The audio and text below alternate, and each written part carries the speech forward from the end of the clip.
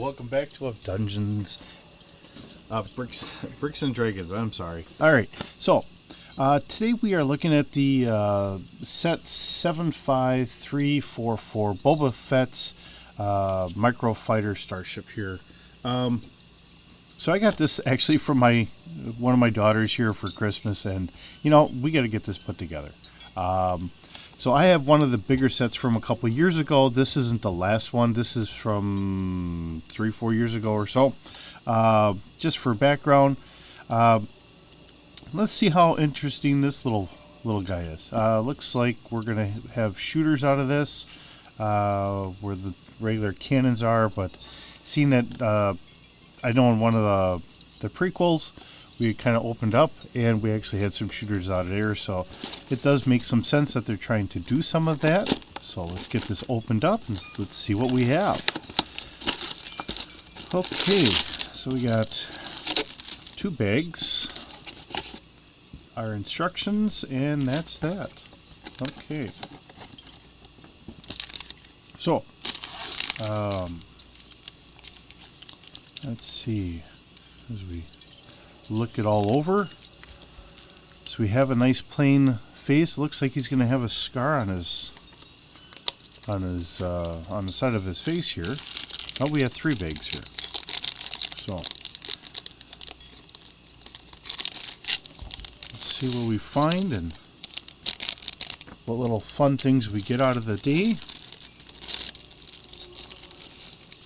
And I have some background dungeon noise going.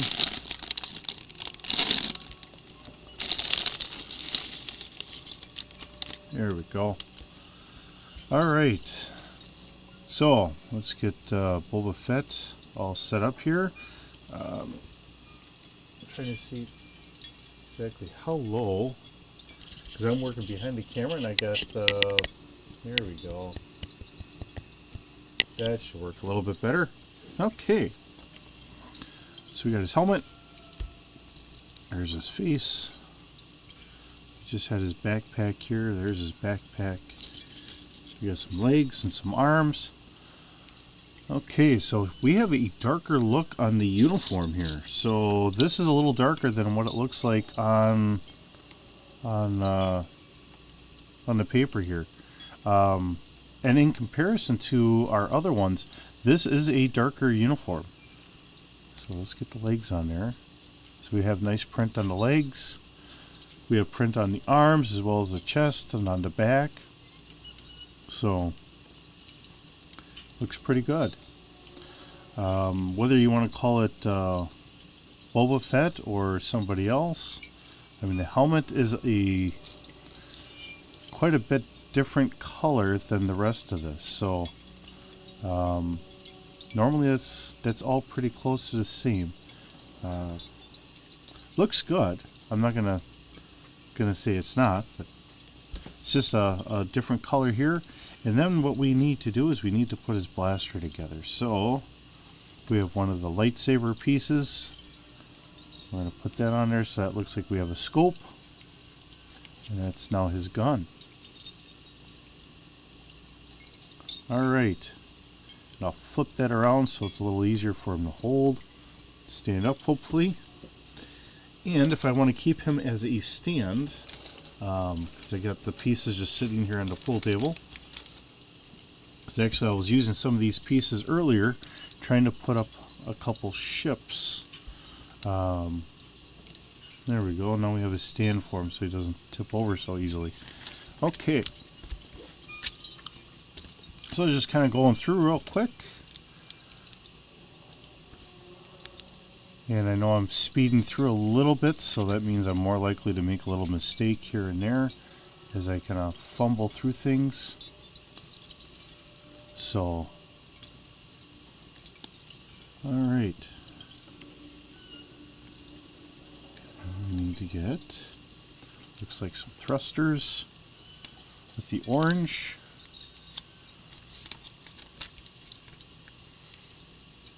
Flip back over. And this is our base here. So we have the nice base design, kind of like what we have here. Seeing that this is more of a micro.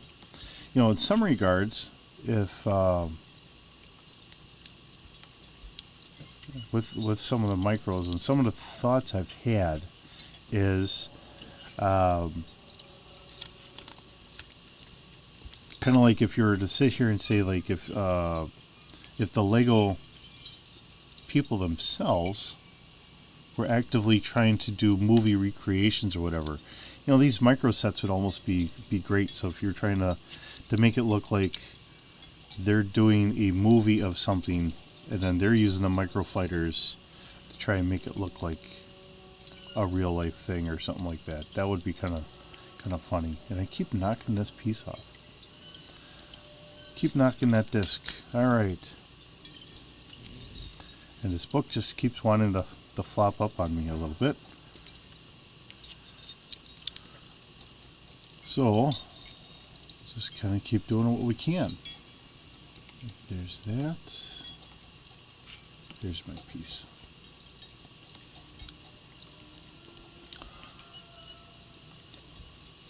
Oh, and I need 2 of those. I'm not paying attention to the instructions. 1. Set that one up.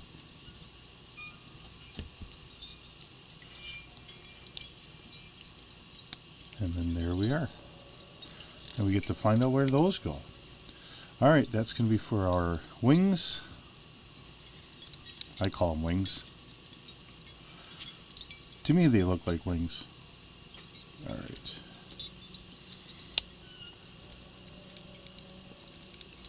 Okay. As we just skim right on along here. And then, see the next piece, and I had a feeling that was kind of coming. I'll finish that off.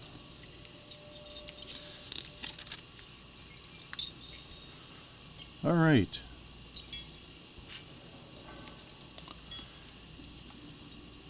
And, seeing that I'm sitting here with a captive audience, it sounds like, because I'm recording this on a Sunday morning, so I can have this go up on a Monday, and we are here in February. It does sound like they are getting ready to do the Bad Batch here sometime soon, which I'm kind of excited about. I've liked that show. I have some figures for yeah, this week on Friday we should, I believe, have a figure from the Bad Batch series, as we're going to try and continue our Figure Fridays, and then we'll just kind of keep going from there. You know, over the years I've collected the Transformers and G.I. Joes and some of the Star Wars figures and that.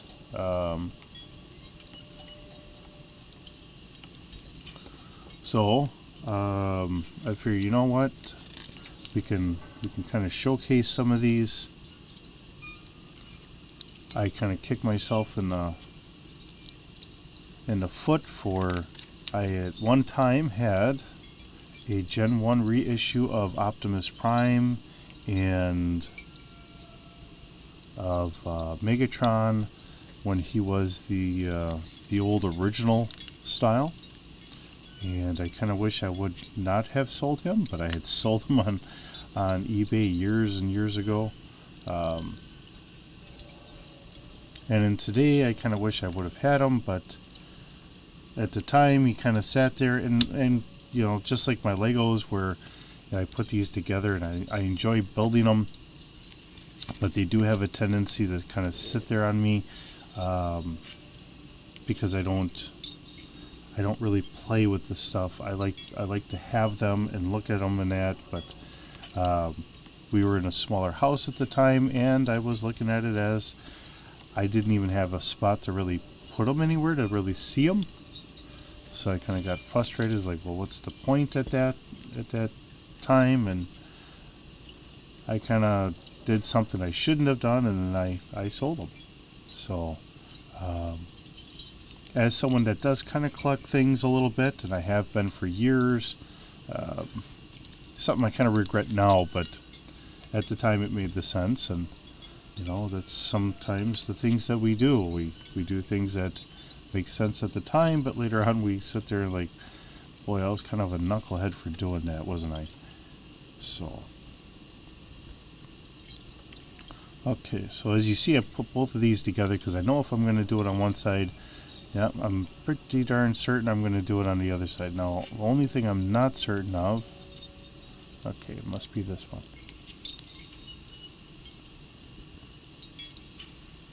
Alright, just trying to make sure I'm putting it on there in the right spot, that's all.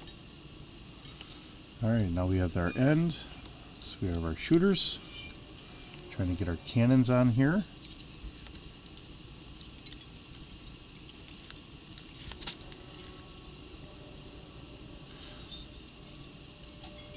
And that's that side, and this all fits right about here.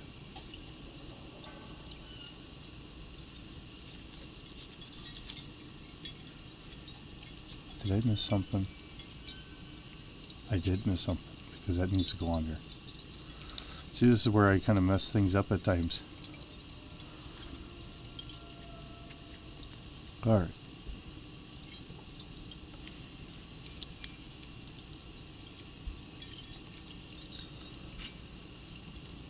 And if we're going to do it on one side, then I know we're going to end up doing it on the other side. Okay, now we got to get our wings together here. So, looking at our wings. And again, because I know it's going to be, I believe the proper term would be symmetrical here, as I knocked the camera a little bit. Here we go. I'm not the smartest guy in the world, but once in a while I get a couple things right. Okay, then we're going to do the other side. And we'll get our shooters together. Kind of like putting the flowers together. And then we want the lightsaber ends on there. And figure out, you know, whenever you're doing this, you know, sometimes you'll see it pretty well described in the packaging. It's really kind of up to you and your own personal feel. If you want,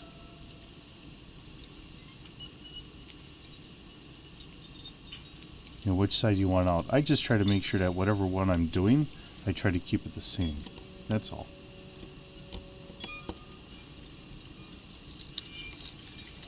Let's see here. And then we have our cockpit and an extra piece here. I feel like I passed over a page. I did, because I passed over that page. That's what I did wrong. Okay. And then all I've got is 3 extra pieces left over. So here we are. We have a small miniature version of Slave 1.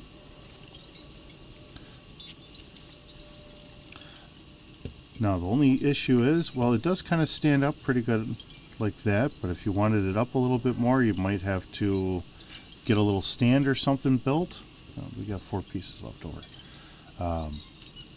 But it will stand up this way if you want to kind of display it that way. Let's see about trying to get Boba in here. And will he make it in here with, not with the blaster, I don't think. And I'm hoping we make it in there with the jetpack, because sometimes when they do build these, they don't quite have enough room for the backpacks. So, alright. Just enough there. Yep, he will fit in there. But not with his blaster in his hand, unless you have the blaster hanging out, which you could do that. So, but like I was saying, if you wanted to do like a Star Wars, almost like they're trying to do a movie set and, you know, being silly about it, and this is going to be fun for the little kids, because, you know, they don't need this big expensive thing. They could have just as much fun with this, but you know, this could be like an airspeeder type version of it, and you could have plenty of fun with that. And of course, with kids' imagination, I know when I was a kid having the imagination, I mean, we were seeing our guys were down to like a dot or one of the little studs in there or something, or as we're building starships, and because this Legos were our everything toy. We didn't get all the things that I have today. I knew my parents would never buy any of that stuff. They didn't have the money for it. So, I think that's probably why I do the collecting that I do today, because this is the cool stuff of my childhood that I really wish I had. And as an adult, I get to have the ability, because I've,